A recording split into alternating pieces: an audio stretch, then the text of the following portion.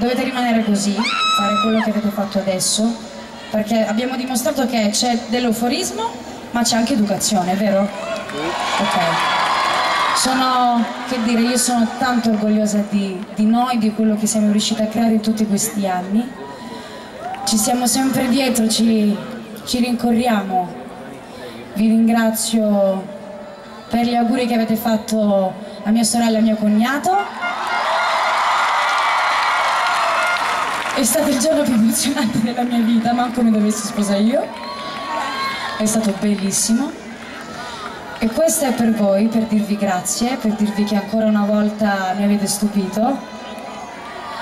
E vi auguro una buona serata per chi continuerà, una buona notte. Grazie a mamma e papà che portano i figli e hanno un sacco di pazienza e che soprattutto si fidano di me.